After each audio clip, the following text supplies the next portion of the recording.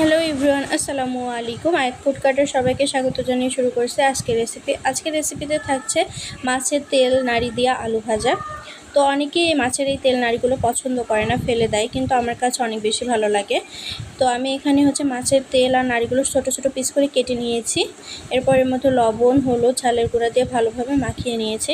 এরপর চুলায় প্যান বসিয়ে পরিমাণ মতো তেল দিয়ে দিয়েছি। তার মধ্যে কয়েক কোয়া রসুন, বেশি করে পেঁয়াজ কুচি আর কয়েকটা চেরা কাঁচামরিচ দিয়ে পেঁয়াজ, রসুন আর কাঁচামরিচটাকে হালকা ভেজে নিতে হবে। হালকা ভাজা হয়ে গেলে মাছের নাড়ি তেলগুলো এর মধ্যে দিয়ে দেবো।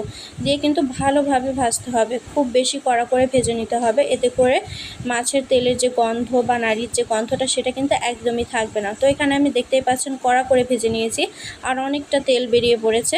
তো এর মধ্যে এখন আমি কুচি করে রাখা আলুগুলো দিয়ে দেবো। এর মধ্যে কিন্তু খুব বেশি পরিমাণে আলু দেবো না, অল্প করে দিলে কিন্তু খেতে বেশি ভালো লাগবে।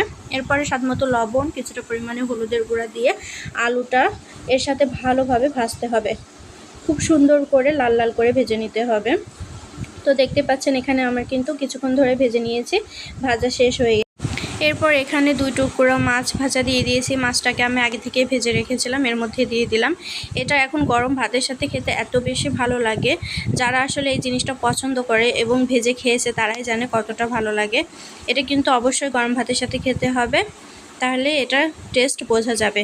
তো আমার রেসিপিটি যদি আপনাদের ভালো লেগে থাকে অবশ্যই লাইক, কমেন্ট, শেয়ার করে আমার পাশে থাকবেন আর আমার চ্যানেলটিকে সাবস্ক্রাইব করে দেবেন। আর সবাই এভাবে বাসায় ট্রাই করবেন, আশা করি সবার কাছে অনেক বেশি ভালো লাগবে। যারা পছন্দ করে না তারাও এখন থেকে এটা পছন্দ করবে।